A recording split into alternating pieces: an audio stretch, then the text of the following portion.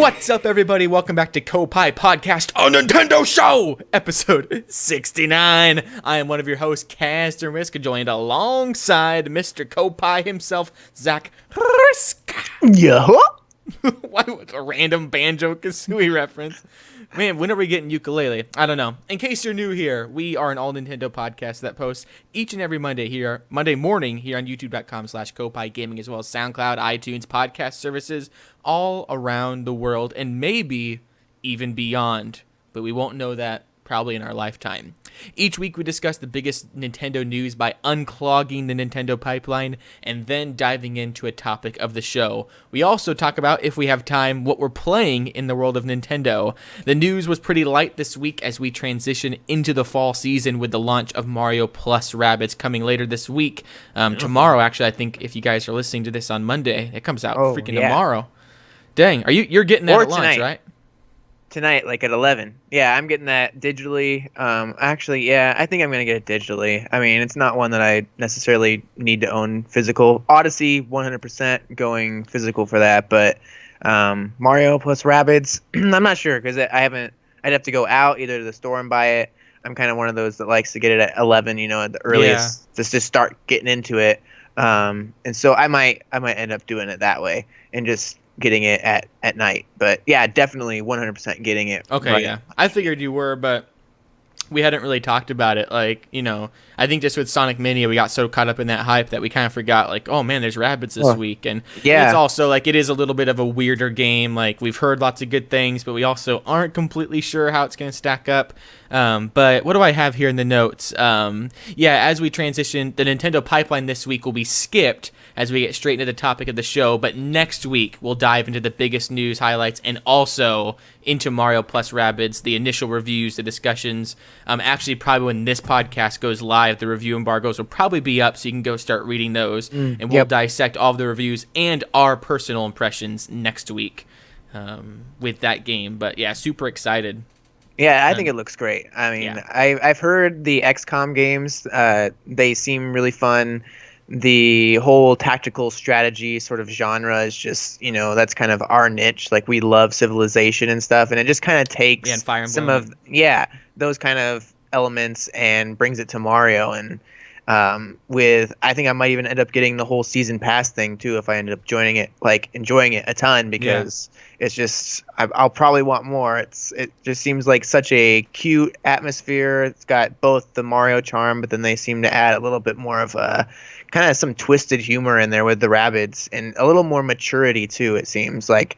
I don't know if you checked out the little opening cinematic that I sent you. I haven't yet, no. But it's awesome. I thought it was great, and it kind of sets a tone that's a little bit like, wow, I can't believe Nintendo, like, I wonder if Miyamoto was in the room watching some of this, because it's just... As long as Mario's not jumping, he's like... I mean, it's not like super... I wouldn't actually say mature is the right word for it, but it's very juvenile in like a way that, Nintendo sometimes goes into that territory, like Wario and stuff. Like, they'll go into some of like the kind of darker humor regions, but it just seems like there's a little bit more of that in this game than some of the traditional Mario games that we're used to, and so that's really cool. And then mixing a whole new kind of gameplay genre to Mario. I'm excited that I don't really have anything associated with the Rabbids in my mind, so this will kind of be my first impression of them beyond what I've just seen of them. But as far as gameplay goes, this will be my first impression, and I'm really excited just to experience them through that. But yeah, anyway, we'll talk about that next week. Today's topic of the show, what we're going to be kind of focusing on, is all about the game of the year and the top-rated games so far. And so, with some heavy hitters already out throughout most of the year. Oh, my little puppy's whining. He misses mommy. She's at the store. But with some heavy hitters coming out, and even more on the way this fall and winter with Super Mario Odyssey, Wolfenstein 2, Assassin's Creed Origins, and the annual Call of Duty, the conversation will be filled to the brim later. And so consider this kind of our part one of the Game of the Year Watch discussion. And then part two coming later after we've, played the games of the fall and the reviews. Can't forget South Park. Oh crap! Yeah, well, South Park is the game of the year, man. That will come out this year too. A lot of people keep thinking it's going to get delayed out of the year, but the reason the first one was delayed was because it was literally being developed by a studio that got shut down, and it had to get remade basically. So That's why that was there. But yeah, no, I mean, I'm trying to think, and there's Destiny 2, which could end up being my game of the year because I love myself some Destiny. And I'm trying to think of like what other big releases there are, but lots of tiny things speckled in there. But like every Bethesda game is out this year. The new Dishonored, like Death of the Outsider, and then we have Xenoblade Chronicles 2 if that comes out this year. It's kind of sad that Ukulele is just not really on anybody's contenders that I've really seen anybody talking about. It's kind of hopefully on Switch it does. Like hopefully, because the way Metacritic even compiles things is like, if it comes out on a different platform, it gets its own separate charts, and it could get good reviews there. If it's like, because that's the thing is, if it comes out on Switch with all the updates, it could get its own like. I mean, I can see it getting decent reviews on the Switch. I just think that maybe its time has passed to be like a serious Game of the Year contender for anybody. I mean, maybe a few people.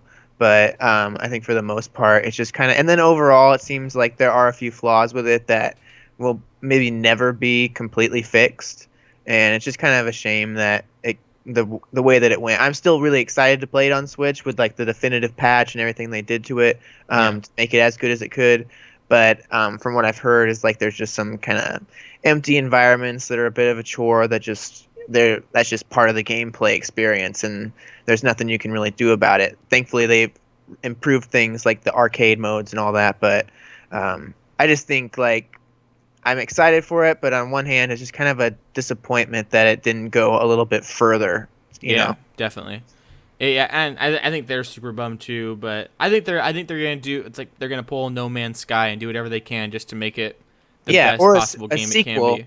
Like a sequel, Ukulele 2, like I think that everybody would be satisfied. Yeah, something like that, where everybody's satisfied enough, and then they could hype it up. We're taking into consideration what people complained about the first one, like specifically mentioning, pointing out like the environments. We're gonna do this about that, so people are like excited again. And so I think that they have faith in the team enough that they can do something amazing if they do a sequel. Yeah, definitely. If you like all this, though, if you like the conversation about Game of the Year, this episode, or any of the other previous Koppai podcasts, be sure to super smash that like button. Let's see if we can get 2 likes on this video. I'm challenging you all. I was just watching PewDiePie's like, can we get the same amount of likes as dislikes video, where he's just like making fun of everyone asking for likes. So yeah, I'm challenging all of you guys. That actually worked out like really well. I don't know if it's still like that, but it is. When I watched it this week, it was I think a difference of like 50 in the 700,000s. So, that's crazy. Yeah. Yeah. Also, subscribe, share, click that bell button to stay up to date and support us with anything and everything Koppai, including reviews, Let's Plays, discussions, and more. Last week we had our Sonic Mania review discussion, and next week we'll have our Mario plus Rabbids review discussion. And yeah, so all that's good. Now, normally this is when we say, let's unclog the Nintendo pipeline, and we go... And each week we discuss and dive into the Nintendo's pipes to find out what's happening in the world of Mario and friends. But because the news is light this week, we won't really unclog everything that happened. But there are a couple things I wanted to throw out there that I just personally thought were cool. And that these are simply for you to know in case you missed it, in case you didn't see a tweet or a post. Because like this first example, last week we had discussed, I believe... Telltale's support for Nintendo Switch, and it turns out that Guardians of the Galaxy and Batman are coming to the Switch, which I think we had maybe had some rumors on, but Nintendo just like tweeted out Telltale's logo and was like, hey, they're coming. They are. So I think that's when I'm going to check out Guardians of the Galaxy, so that's super exciting. As we've already talked about, Mario plus, not rabies, Rabbids, my show notes here. Rabbids. Yeah, Rabbis. Mario and Rabbis. Kingdom Battle is out tomorrow, and we'll give our full impression next week. Another random kind of bizarre thing that happened this week was that the official House Republicans mistakenly stated that Nintendo was founded in 1985, the same year they released Super Mario Bros. So they were just so hyped when they launched Super Mario Bros. This was all stated in an attempt to show how our current tax code is as old as Nintendo. But Nintendo was founded in like the 1800s, right? Yeah, like 1880 or something. Yeah, so it was like 1895. Yeah, like an odd analogy altogether. I just thought that'd be funny to throw out there. Rhythm Heaven was confirmed as not dead. That's all we know. It was just a news headline I saw. The Okay. Sloshing Machine is out in Splatoon 2, and there's a new fighter, Lola Pop, coming out in mid-September. So we'll talk about her then. But she's And like, you were right about that. I mean, I think we had that discussion where I was saying I'm not sure if we're actually going to get, well, because it seemed too many fighters. I think it was yeah, like, her name was like Sweet in that leak or whatever. yeah, It it was seems like they're going to almost like double this game if this is true. I mean, maybe they're not all going to be added as new characters. Maybe some of them were other assets or some other hidden code thing. But Yeah. it seems like certainly it's confirmed now that some of those were new characters, which is awesome. Yeah, I need to can't get back wait. into that. Yeah. Look, she looks really fun though. She's like a clown with lollipops and all that. Yeah. Another little piece of news that came out was that FIFA 18 will be running at 60 frames per second on Switch, and this was kind of interesting. Fire Emblem Warriors will, if you drop the resolution, so you kind of have the option to either do high resolution or high frame rate, which 60 frames per second with a game like Fire Emblem Warriors, where there's all the enemies on the screen, will be really, really awesome. And so that's exciting, definitely. and just that that games are going to have that option maybe moving forward. I've seen it with PlayStation 4 Pro where you can do like 4K or 60 frames per second. I guess with the Switch you choose to have either 1080 or 60 frames. Fire Emblem Warriors is also coming out to 3DS, right? It's one of Yeah, those. yeah. And so is that coming out? They didn't make this one new 3DS exclusive, did they? This time around? Oh gosh. Because that's a good question over whether it's, Hyrule Warriors for 3DS ran so poorly. Yeah. That I know that maybe with the 3D off, so maybe they're expecting a lot of people with the new 2DS XLs Looking like at GameStop, kind of taking out. the box art for Fire Emblem Warriors is only new Nintendo 3DS XL. Oh, nice. Yeah. So Um, they Fire- learned their lesson. Wait, what's it say here? Fire Emblem Warriors will release on the new Nintendo 3DS XL, new Nintendo 3DS, and new Nintendo 2DS XL systems. Yeah. So please know it's not compatible with other systems. Yeah, that's a good call for them. And I think it's like the second game. It's so weird to see that box art because the 3DS is like at the top of the box instead of at the side. That box art. Yeah, they changed that around. It's an interesting choice, and it's really, did you mention that it's like really the second game that they've ever made for the that series, with Xenoblade, yeah. So that's crazy. It's unfortunate because when we got our Majora's Mask ones, I was really hoping like maybe there'd be a little bit more use from it, but at least Maybe we'll get more really and more. awesome. Like maybe this is the start of a trend because the new 2DS XL did just come out, so maybe the Nintendo 3DS is dead, but maybe the new 3DS is getting a whole new life moving forward. But I doubt it. I think it's dead. Yeah. And if you don't think it's dead, get out. And lastly, of our kind of weird Nintendo pipeline this week, Super Mario Odyssey won a ton of awards, and I don't even know if it won a ton, but I do know it at least won the Best of Gamescom at Gamescom 2017. For those of you that don't know, Gamescom is basically the E3 of Europe. I've always kind of wondered, like, wait, why do we have E3 in the West? What about everyone over in the East? And this is what Gamescom is. It's basically a chance for European developers to show off their games and for Western or Japanese developers to take their games to Europe and show it off. So it got the Best of Gamescom and Most Wanted awards, which is basically like winning E3 all over again. And this has us asking and leads us into what Koppai 69 is all about. Will Super Mario Odyssey dethrone Breath of the Wild as Nintendo's Game of the Year? And where does Nintendo stand overall in the Game of the Year battle as we kind of get to the second half of 2017, entering the fall? People always say that like when Madden releases in the year, that's kind of, okay, you're officially in the fall. Man, Ollie, what are you doing with your freaking loudest chew toy in the world? He has like a whole bin of toys, and he's like, you know what? I'm going to pick the crunkly one, the one that crinkles, and I'm going to go by Dad's desk and spank it against his chair just so he knows I'm here. But yeah, with people always say that Madden's kind of like the game that, kicks it off. And so with that coming out this week, it's like, we're in the second half, so we're going to look back at all of the previous games coming out this year and then also kind of look ahead at what's coming up. So that's the topic of the show. This year has arguably been the best year for gaming in recent memory. We're kind of completely in that full swing of next-gen gaming. Developers are finally able to design games completely for next-generation hardware. We're kind of hot off the launch of PlayStation 4 Pro and PlayStation VR. We're hot off the launch of the Nintendo Switch. The Xbox One X is coming out. So hardware is booming. Software is booming. It's an awesome time to be a gamer. However, man, Ollie, I may go grab that squeaky toy from you. I look back and he's just like nizzling into it. The question is, where does Nintendo stand in the overall battle for 2017? Because in recent years they haven't really had, top contenders. Like they have maybe Pokemon or something, but it's been going alongside The Witcher. And finally this year they've released several of their heavy hitters, with Zelda being the biggest, Splatoon, Mario Kart, a 3D Mario coming out, like a 3D Super Mario coming out this year. But PlayStation released a masterpiece of a new game with Horizon Zero Dawn, and then Persona 5, which I haven't played personally, but I hear Persona 5 is completely like game of the decade worthy. And so I thought we could look back at what the top scoring games were for 2017 and how we think how they stack against each other, and where does Nintendo stand in the midst of it all, especially as you were saying before the show, off the hype of Super Mario Odyssey. Yeah. Real quick, here, talk about Super Mario Odyssey real quick. I'm going to go take this squeaky toy away from Ollie.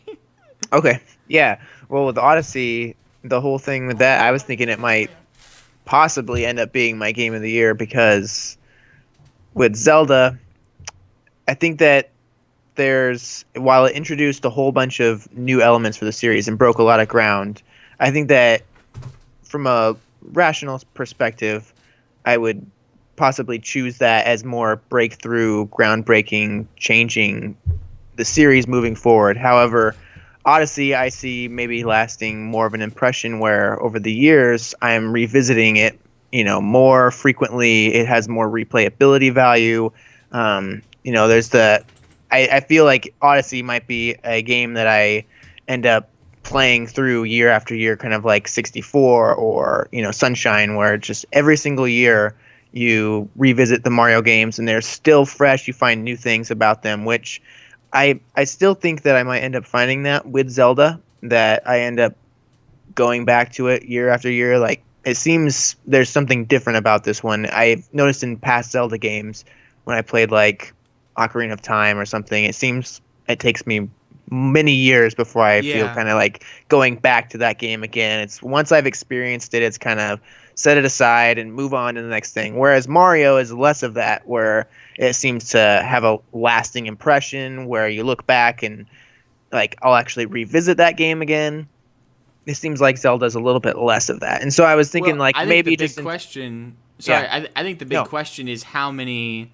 It depends on how many moons Mario has, because like the collectibles in the game, because normally it's shines and sprites and stars and stuff. But if Mario Odyssey has as many moons as Zelda does shrines and Korok seeds and things like that. Like if Mario Odyssey is basically the Breath of the Wild of Mario, then there's no reason that it wouldn't be, on par, if not better, because I think the other thing Mario has going for it is I think the art style of Mario lends itself a little bit better to kind of that kind of flat, cartoony look that Nintendo goes for.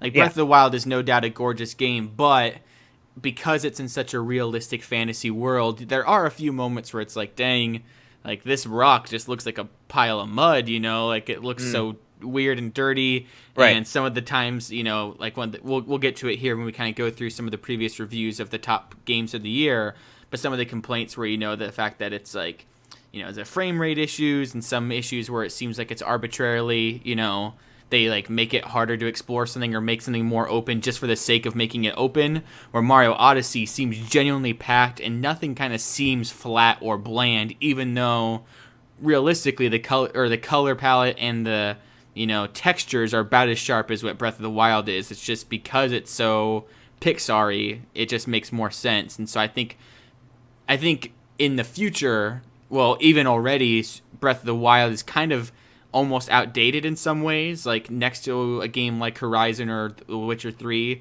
where Super Mario Odyssey is like stands great alongside anything because of its art style. And the kind of Well, platforming of that. But yeah, definitely. You look back at like Mario 64, and I mean, it doesn't hold up in terms of,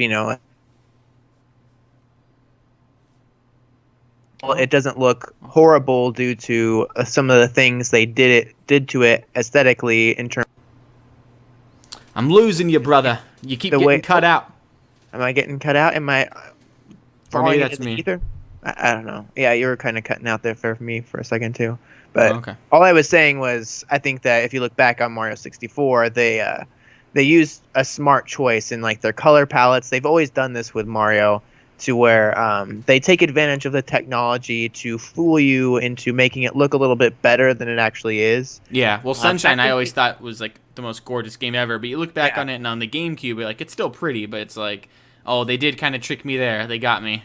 yeah, and I mean now with the technology where it is, and we've seen kind of when we first saw Odyssey, and they had, I think it was a little more dramatic with his hat kind of bouncing on his head, and when they revealed the logo for Super Mario Run with their collaboration with Apple, and we just see all the fibers in Mario's Yeah. hat, just like how passionately they go in terms of a design aspect in Mario games. It Yeah. seems they go a little bit beyond Zelda, which is telling more about the adventure and the scope and that whole thing. Where Mario really comes down to precise design and like really spectacle in terms of its beauty. Like if we see something, I think that it's possible that Mario Odyssey will end up being more of a beautiful kind of spectacle than Zelda. You mentioned that it already looks kind of a little bit outdated. I still think that there was a lot of really breathtaking things Oh, that it was definitely. able to accomplish with its. So I still think it could be a contender for like really the Even in the best Tingle vision. series, there's like moments in the Tingle Let's Play series, which you can find over here on youtube.com/Koppai Gaming. But there's moments in that Let's Play series where I'm like, my goodness, like this looks Yeah, just as good as anything I'd seen in any other game. Like it's just the way the light plays off of each other and the grass and the grass they nailed, like certain areas where it's just everything is perfect together, but other areas it does show, so yeah. Well, and I um do think. oh, Oh, go for it. sorry. No. No, go Well, for I it. was gonna say that I think that it's possible that Mario Odyssey will either be helped by the fact that it comes out later in the year when people are thinking back on their game of the years, or else it will kind of hurt it in that they're feeling that they're neglecting Breath of the Wild and their whole experience through Yeah. that. And then also if we get that, I don't know exactly. I forget when the next DLC pack is releasing, but Champions if we Ballad. I think that's this year. I think it's all So if we 2017. get that, it'll get people to go back in there and kind of get that refresher, and it'll feel even more complete and give people more of a reason to feel that it's a huge game of the year Yeah. spectacle thing. So I don't know, but I think what'll Odyssey, happen is I think there's going to be some maybe revisionist history where people are going to look back on Breath of the Wild. Maybe it's already starting to happen even with myself, like where you look back and, I played that game for 150 hours, I think like in the first 2 or 3 weeks. Like, I mean, yeah, 90% of my playtime was in the first couple weeks just because I was so immersed in it. But then looking back at it, I think maybe it was genuinely awesome, or maybe there's a little bit of kind of that awe moment also just with having the Switch. There was that part of it too, yeah, where I think maybe there's either going to be like, you look back on it and you're like, wait a second, that game was like a masterpiece, no doubt, but there were these flaws, these flaws, these flaws, these flaws, and maybe Champions Ballad will even bring some of those to light, where Champions Battle come out and be like, all right, yeah, this game was awesome when it first came out, but now getting back into it, I do notice, man, it sucks when it rains, and it sucks that my weapons break, and it sucks that, these certain textures are flat, or that, such and such and such and such, that there's, not voice acting for everyone. When that's one of the crazy things I noticed with playing Horizon this week, is you just walk up to anyone and they don't go, hurrah! They, like, actually talk to you and have dialogue, which part yeah, of that's Zelda's charm, but the other part of it's just like, the limitations they kind of have. And so I wonder if with Zelda, there'll be kind of this, wait, maybe that game wasn't as absolutely perfect as we thought. Where with Mario, they'll be like, wait, this game is as perfect as we think because it's just freaking amazing. Like the fact yeah, that it won E3 and then games come again from the same kind of people, the same, it's Polygon and GameStop or GameSpot. And, these people go in that have seen the game several times and they still think it's amazing. And so I yeah. think maybe Zelda will have its, how long it's been out. It'll give people maybe a bit of a longer chance to look at its flaws, where with Odyssey, people will be so hyped on it that they're like, this is the best game. But let's look real quick at the top, I think it's top 10-ish games of Metacritic for 2017, and see if any of these, because leading the charge is Breath of the Wild. We don't have, obviously, review scores for Mario Odyssey yet, but see if any of these can sneak in and punch Breath of the Wild out of Game of the Year. Because I think for most people, Breath of the Wild is, okay, this is Game of the Year. But see if any of these can maybe dethrone it. Leading the charge for top games on Metacritic for 2017 was Breath of the Wild, released March 3rd for Nintendo Switch and the Wii U. It's currently sitting at a 97 on Metacritic. Some reviews summaries include Giant Bomb, who gave it a perfect score and noted that there's this sense of wonder in the game that they haven't felt since they were 7 years old when they played Link to the Past, and then they had the same magic recaptured with Ocarina of Time, and that somehow, even in their 30s, they were able to recapture that magic with Breath of the Wild. Game Informer added that they were entranced by this version of Hyrule, that it surprised them at nearly every turn. And then Jose Otero, formerly of IGN, also with a perfect score review, said that it was a masterclass in open world design that reinvents a 30-year-old franchise. However, some criticize that the game made, as we've mentioned, the delights kind of buried into a pile of small but constant irritations, including the frame rate issues, which have kind of been patched out but can still be prevalent, constant weapon breaks, and continuous rainfall that prevented the climbing exploration. So as we just were talking about, it's not without its flaws. The second game that I don't think can be considered for Game of the Year, because I think it was released in 2015 for PC, is Undertale, which is currently at third place on Metacritic. And the only reason it's third place is because Breath of the Wild got 2 slots with Switch and Wii U. Would really like to see that on Switch. Undertale. Yeah, I think didn't they say it was coming? I'm not too sure. I think possibly. I think I've heard maybe, but I'm not sure. Probably one of those things where they're like, depending on the success of the Switch, we will release Undertale. If we can make money there, we will. But that actually is at a 94 for the PlayStation 4, and I think in 2015 was almost considered people's Game of the Year for PC. Yeah, definitely. So I never actually, looking at some of the pictures of it, I don't know if it doesn't look too hot to me, but maybe it is. I still hear people are still releasing covers of it constantly, of the soundtrack. So I guess it has a pretty memorable soundtrack, which maybe helps with that whole atmosphere. It seems a little bit kind of like every time I see it, it seems to me on the surface like an emo platformer game. Yeah, and so I'm like, I hear it's like Earthbound. I hear that's what it's. Oh, like. really? Yeah. But yeah, it just seems interesting. From what I've heard of it being so amazing every time that I hear about it, I have really been curious to get to play it one day, which is why I want it on Switch, because it just seems that would be the perfect place to get it. I feel a little hesitant to get platformers on like PC and stuff for some reason. I really don't think it's a platformer. I think it's more like an RPG. I think it's like an Earthbound RPG. Oh, okay. So maybe, I no doubt, like just like with Earthbound, like, there's the moments here. Yeah, Undertale, the RPG game where you don't have to destroy anyone, is how it's described on Steam. Undertale is a role-playing game where you don't have to kill anyone. Undertale was created by Toby Fox and released. I think I've always heard it described as a modern take on Earthbound. Was how I described it. Interesting. I've never heard that comparison before. But I don't know, heard that much about it. All I've seen is like people constantly posting covers and being like, Undertale, that was such a great game. But Wikipedia describes it as, in the game, players control a human child who has fallen into the underground, a large secluded region underneath the surface of the earth, separated by a magic barrier. The player meets various monsters during a quest to return to the surface. It is described as a role-playing genre. And then, I'm seeing a screen here that looks almost exactly like what you would expect out of Earthbound, where there's the enemy in front of you, and then you have fight, act, item, or mercy as your options. That sounds like I need to play this game. And I just hope it comes to Switch, because it just sounds perfect for it. Like an Earthbound-like game on the Switch. Like, come on, it sounds. It was made in Game Maker too, so it's like meant to be. Yeah, I'm looking at some of the pictures here. Yeah, so So yeah, that's definitely, I mean, for some, that's the thing with some of these games is some of these games are, we've even had talks before. You're playing like what was it, Final Fantasy 7 or 6, a Yeah, few that's weeks why I'm ago. like, oh, this sounds amazing. Yeah, Undertale, and like I like, had no idea.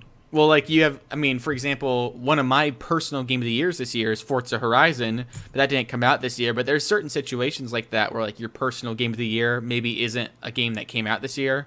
So Undertale certainly could be that for a lot of people since they just played it on PlayStation 4. Yeah, Final Fantasy 6 is my game of the year. Yeah, 2017.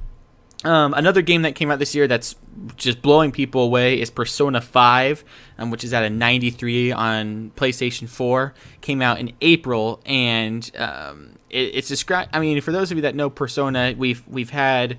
If you look at like Tokyo Mirage Sessions, I think was crossed with Shin Megami, or was it? How do you say it? Yeah, Shin Megami Tensei. Yeah, something like that. Same developers and all that.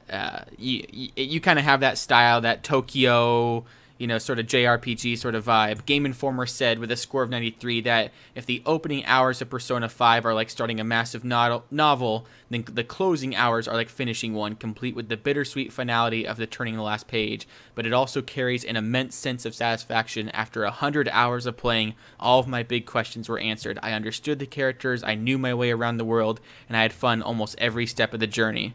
You become a resident of Persona 5 the more you play it. And so, seems to be that it's just a game of immense depth and length, and just like one of the best like RPGs ever, like as far as immersing you in the world with characters.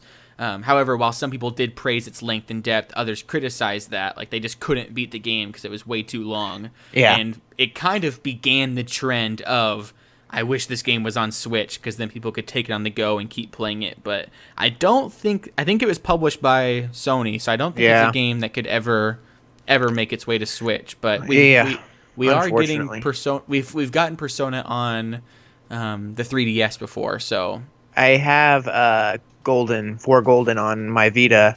Yep, and me too.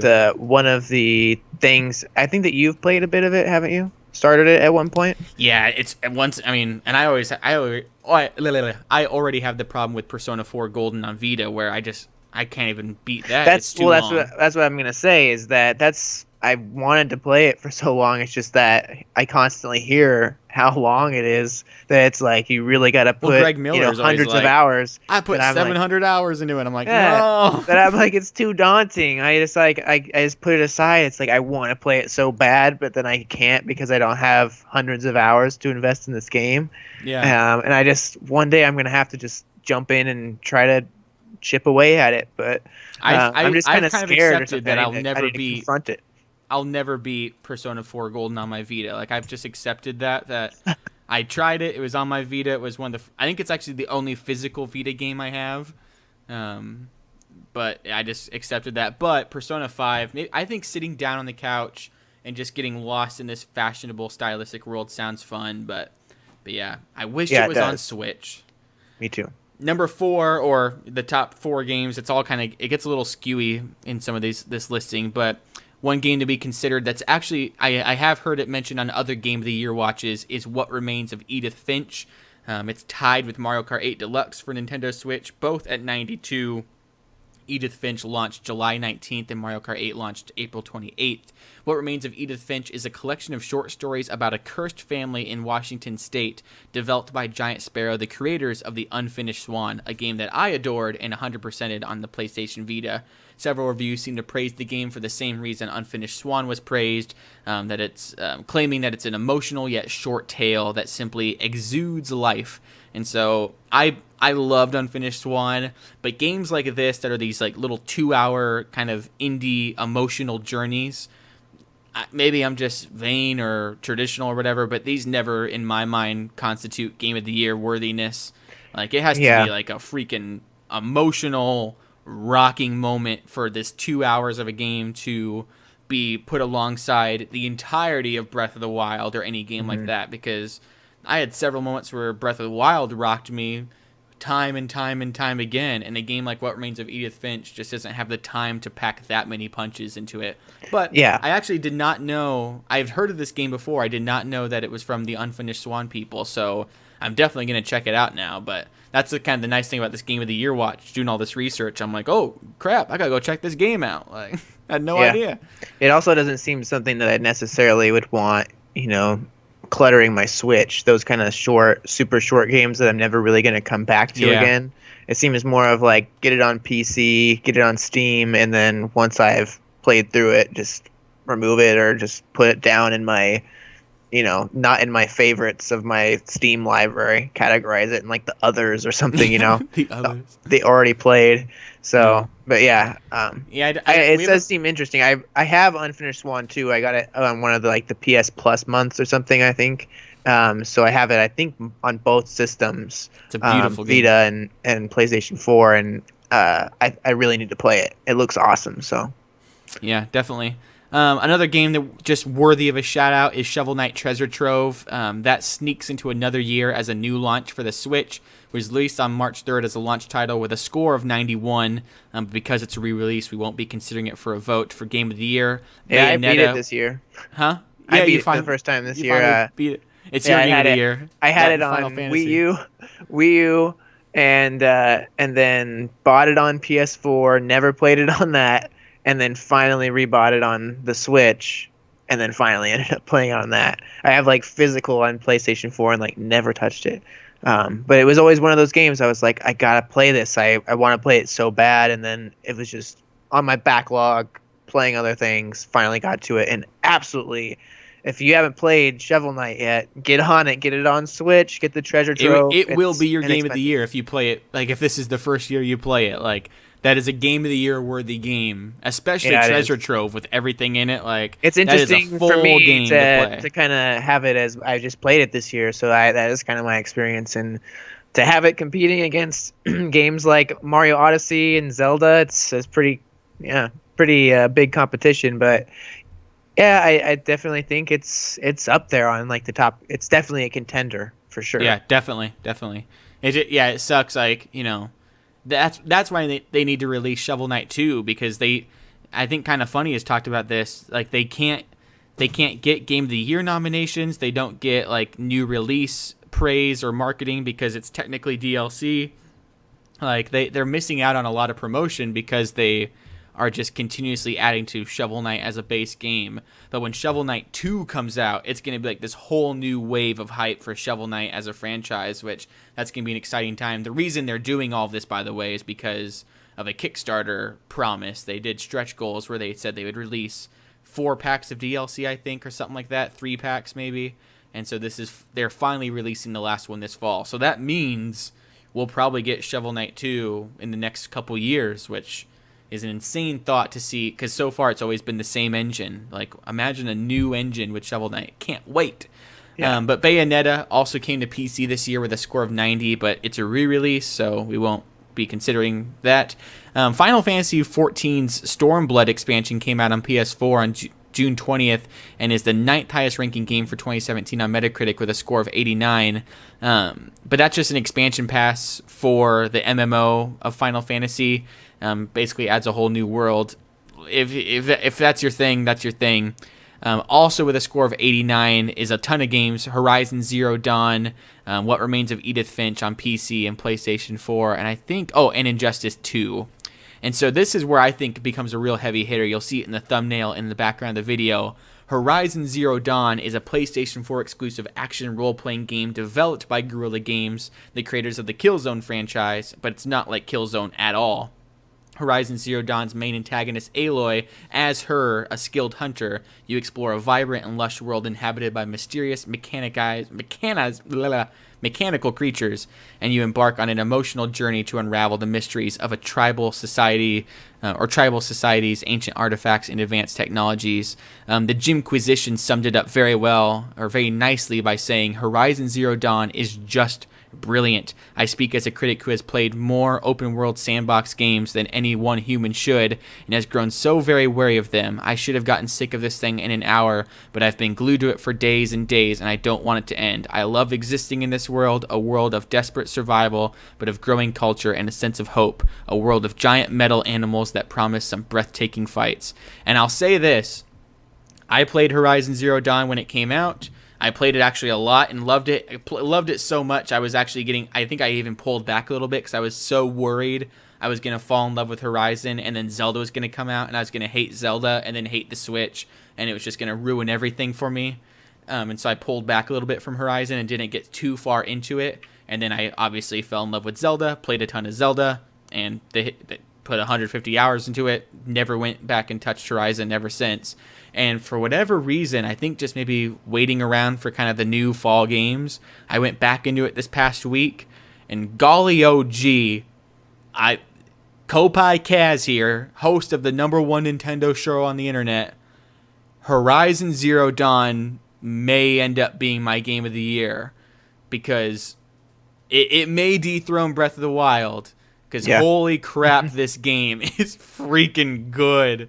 Like, oh my word. Like, it's such a shame, you know, it may be the revisionist history of going back and looking at Breath of the Wild, but that's why I made it the thumbnail and everything. And I think when we get to the end of the year, for me, you know, for Nintendo game of the year, it'll be between Zelda and Mario, and I think Mario may end up winning it because of everything we talked about. But for overall, I think outside, including all games, I think, you know, Zelda and Horizon are going to have a really, you know, stick it out in a fight because, you know, for everything, you know, Zelda does well, Horizon does differently and better in some ways, but then Zelda one-ups it in this other way. Like, I can't tell you how many times I've gone to a rock and been like, why can't I climb this rock? Like, I should just be able to climb over this, but my character is, like, nudging into it, and I'm like, man, Link could just take this like a champ. But then there's other moments where I'm fighting a boss, and I'm like, why didn't Zelda have, you know, enemy design like this? Like, you kind of get to the point where you can take down a Guardian just, like whatever, but you constantly have to be on your guard in Horizon because there's these robot animals coming at you. And I know that, you know, listeners of this show are Nintendo fans and, you know, may not like hearing that, you know, this other game is awesome and amazing and better than Zelda. But I would seriously tell you, if you have a PlayStation and you're a huge Zelda fan, no doubt go out and buy Horizon, because I know I'm late to the party in saying this, but yeah, it's actually is somewhat relevant because the DLC is coming out. But this is definitely, if Nintendo gets dethroned this year, I'll say this: if Mario Odyssey and Zelda doesn't win this year, it's because I think of Horizon. Like, that would be the game I think to dethrone Nintendo this year. That's the game to be on the lookout for if you're a non-Nintendo person. You know what I'm saying? Yeah, but hey, Cuphead. Cuphead is pretty hype, actually. Yeah. Well, yeah, I think that in the case of Horizon, I think there's going to be a lot of people that consider the whole fact, you know, I think it unfortunately got overshadowed by the Switch and Zelda coming out. So a lot of people maybe didn't experience it, or are kind of doing it like you, where maybe they are late to the party, and then their voice isn't going to be heard as much in, you know, in terms of the major outlets wanting to, you know, what are we going to choose for our game of the year? I don't know what all goes into the consideration, but, you know, sometimes you might think, you know, just like the worldly impact and how much of a conversation, how much it resonated, you know, among Pokemon everybody. Go was considered for that very reason. Like, IGN had it as like a nominee because it's Pokemon Go. Like, but it was a terrible game. Like, on paper, it was a horrific game.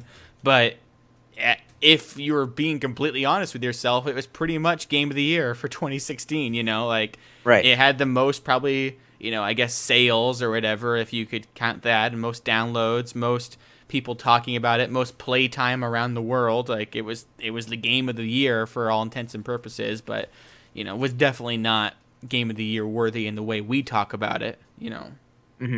Yeah, but I do think some of the people will probably give Horizon more of a shake, you know, more of a chance, just because of that, you know, kind of the guilty, like, feel bad for you, like, let's give you another, like, a fair shake and fair consideration. That it had to go up against Zelda. Yeah, so taking that into consideration, some may think, like, actually it stands up pretty well, you know, in among, you know, its contenders, and actually, you know, possibly surpasses them. Coming off of a year, you know, after, I think it's maybe been 2 years, maybe it was 2015 that The Witcher 3 came out, and that we've, you know, just kind of had some of these really big games that revolutionize how we play with Zelda, and I think Witcher 3 really kind of did almost like a Skyrim in terms of the open world genre, Well, that that was the other thing with Witcher 3. That came out like right next to Fallout 4, and yeah, that was another example like where Witcher 3 was like, no, Bethesda, this is how you do an open world.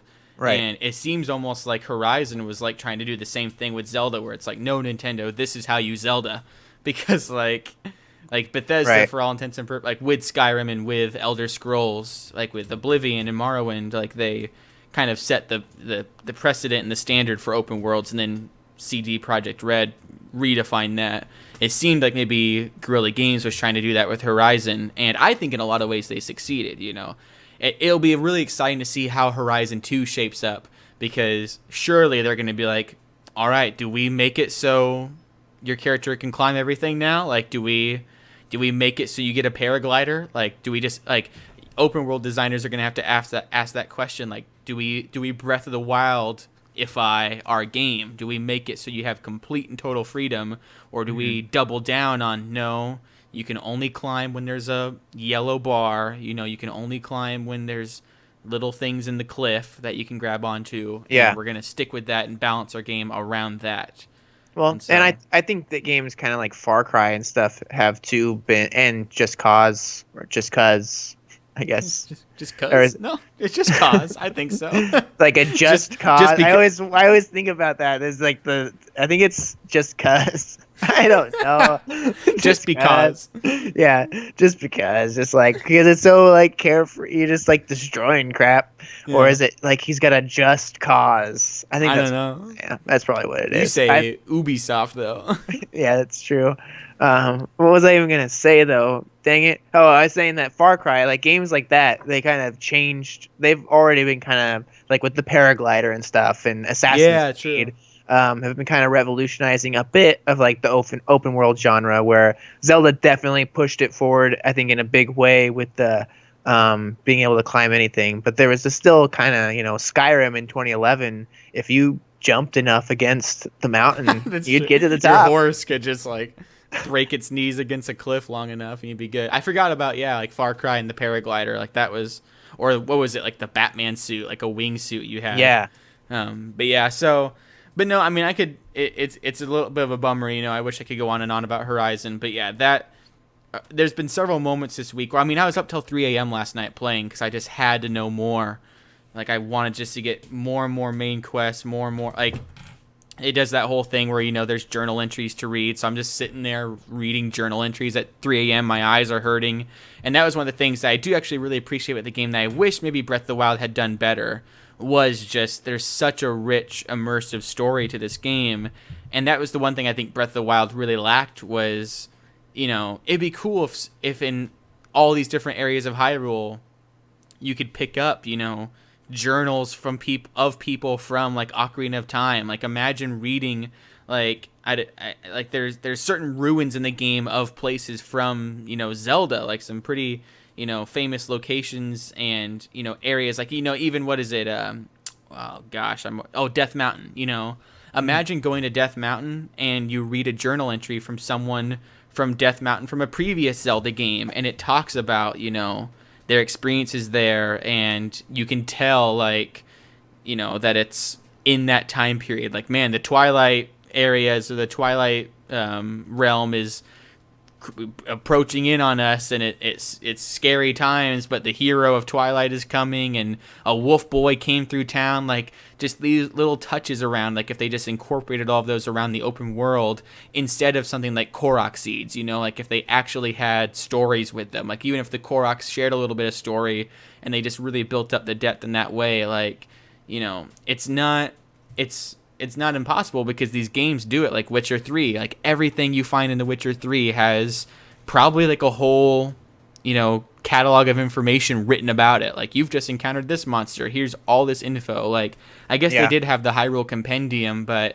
even that was kind of more so focused on like the apples and the mushrooms and just pretty basic definitions. But Yeah. I feel like they could have fleshed that out a little bit more. So It makes yeah, me kind of bummed that they don't do like mods and stuff with Nintendo games, like kind of Bethesda does, because I would totally see somebody doing something like now every time you collect the Korok seed, it gives you some other little incentive to go collect them all, and a little piece of story, yeah. we've added 300 little journal entries throughout Hyrule. Like people could do a whole bunch of little fan, servicey, cool things with the world that would be really awesome to see. I Yeah. mean, I can't even imagine like what it'd be like if Nintendo unlocked their games to like mods Well, like like Bethesda Fallout does does. it But too, where you could spend like 10 minutes on a mission in Fallout or 10 hours if you're stopping to read the computers and the terminals. yeah, And it's crazy, like, like I can't forget in Fallout 3, there's this vault where you find just tons and tons of Garys, just clones and clones of Garys, and you walk in and they're all just completely insane. They're like, Gary!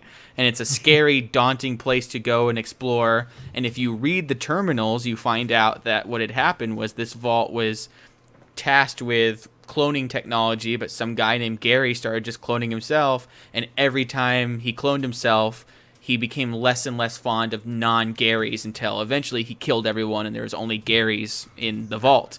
And it's like, if you don't read the terminals and if you don't read all the computers, you have no idea who Gary is. All you know is that this vault is filled with Garys and they're bad guys, and you can just go through it and do it.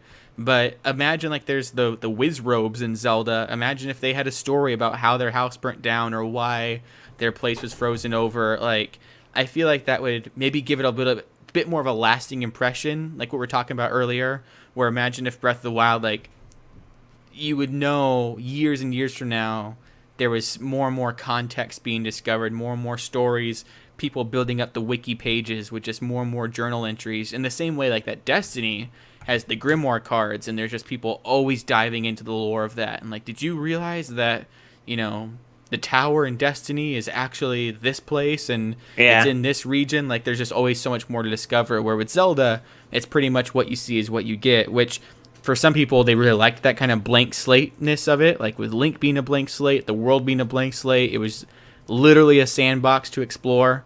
But I don't know, when you play a game like Horizon that does it so well and is able to make an immersive world, it's just like, why can't we have both? Like, just do both. And so to round out the discussion, though, Injustice 2 was in there. I wanted to give that a shout out. It had a score of, I think, 89. And if you want a fighter this year, that's pretty much the game of the year watch for the best fighter this year. And then Sonic Mania on Switch also scored an 89, just released recently on August 15th. We dived into all of the notable reviews of Sonic Mania, including our own impressions last week. Ultimately, it is a true return to form for the Sega mascot, of love letter to fans of the franchise, a delightful return to 2D platforming style that made the Hedgehog a star, and in the process it heals the wounds inflicted by its most disappointing predecessors and surpasses the series' best with its smart and interpretive design. We absolutely adored the game. Zach just actually finished it this week, and so if you want to go check out all of our I think the whole podcast pretty much is our impressions of it, you can go check out episode 68.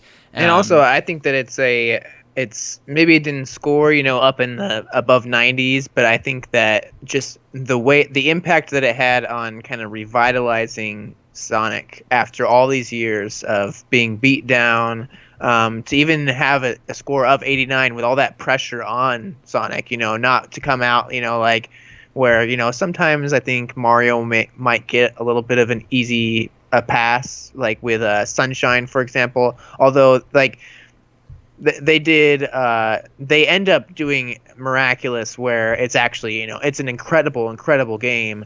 But they have these constraints where I think Sunshine was a little bit rushed. They had to cut a whole bunch of content out of it. And then it ended up being, when you look a little bit closer, there's some really strange things wrong with it. But still, it's, praised as like probably a 98% game, which I think it deserves. But I think Sonic has come to a point where there's, Mario, when it comes out, people are going to overlook some of the things, whereas when Sonic comes out, people are going to really scrutinize what's wrong with it more. So I think even with Zelda, like we were just talking about, like, if Zelda did what Horizon did, and like there is a little bit of that, and I know a lot of people hate that, but like Zelda, like how Nintendo sometimes gets a free pass, and I think as long as you talk about it with kind of like the awareness that it's not that when you say that you're saying Nintendo is crap and they're getting a free pass. It's that sometimes they can maybe improve on things, but people aren't choosing to criticize that, in the same way they criticize other things. Like, they probably, I haven't read in depth the full reviews of Horizon, but they probably really nitpick certain mechanics and glitches where, Zelda would have like, a completely, 10 frames per second moment there where you get killed by a guardian because you can't pull out your bow and arrow in time. And it's like, but it's Zelda, Yeah. And meanwhile, other reviewers would be like, with another game, would be like throwing their controller against the wall, like, no way. And so, but yeah, I get that. And I think Sonic Mania, I think it'll be in some Game of the Year discussions at the end of the year, because I think it'll definitely be something that is on everyone's mind still, especially with Sonic Forces kind of, keeping things hot in the latter half of the year. But to end out the episode, we're getting a little bit lower, but definitely still a popular choice. This is a quick shout out to Nier Automata and Neo on PlayStation 4. PlayStation 4 just rocking the exclusives this year, and those both got an 88 and are definitely in people's conversations. And finally, the last of Koppai consideration, Forza Horizon 3 Hot Wheels. Came out on May 9th, averaging 87, and boy, is that game tasty. And you can completely customize your race cars, and I have Samus Aran's spaceship as my like Corvette in the game. I have a paint job on it to make it look like Samus Aran's ship. I have a little Hot Wheel that looks like a Mario Kart. I have a Pikachu Mustang. You can make that game Nintendo all you want. So if you have a Windows 10 PC or an Xbox One, get yourself for Forza Horizon 3. You got yourself a Nintendo game. And the Hot Wheels stuff, you do loop-de-loops and turns. It feels like Mario Kart, but in a real racing simulator. That's a fun game. So if you're a Nintendo fan, go check that out, because I don't know how they get away with it, but they're able to put in so many copyrighted designs because it's all user submitted. So you can really make your car. Like, I have a full decked out garage of cars that are, none of them are like, professional designs. It's either Darth Vader or, Bulbasaur as a freaking Jeep. I have the Jurassic Park Jeep as one of them. So yeah, but that's our kind of Game of the Year discussion. I think, in closing, we have some big heavy hitters on the horizon. Like, I don't think Assassin's Creed is going to be Game of the Year worthy, but, it is the first Assassin's Creed in 2 years. Like, they took a year off. Origins is shaping up to be something nice. Bethesda has come out and really presented some awesome games. So Wolfenstein 2, Dishonored, Death of the Outsider. Like, these are going to be games that will be thrown into the conversation. And, Call of Duty, Battlefront 2, I totally forgot about. Star Wars Battlefront 2 seems to be everything everyone wanted from Battlefront 1. And, then we do have Super Mario Odyssey coming out. So it's crazy that we're able to have an entire discussion on what the Game of the Year is with the first half of 2017. And you could have an equally in-depth conversation with the latter half, and then the whole year as a whole. Like, I feel like we need 2 Game of the Years this year, because it'd be, if you pick Zelda, it's like, well, what about Horizon and Mario and all of that? And if you pick Mario, it's like, you could, I don't think you can go wrong, like, with any of these games almost. Like, almost all the ones. Well, it's been a great year. There. It's been like an incredible year for gaming.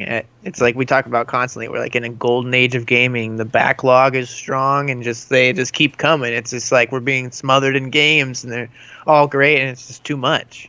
Yeah. It's like, it's like where it's like if we just take a break for a little while, it's not even disappointing. If there's like a lull between releases, it's like perfect, because we get a time to play our games. It's like, not to say, stop giving us great games, because it's amazing and awesome, but it's like, just it's perfect. Because if they stopped giving us games, they'd have to release their games eventually, and we'd just get nothing in 20. Like, I think Colin Moriarty said it, where he could like take a whole year off and just just not buy any games for a year and be busy for the whole year. Yeah. Like, and I probably could do that too. Like, just definitely. Like, not buy any games, not question. There's emulate absolutely any no games, question. just completely on what I own physically, digitally, Steam, all of that. Absolutely. Could take a whole year off and be good. But I should. No, I can't do it. I was gonna say I should try that 1 year, but I can't imagine a year where that'd be okay to do that.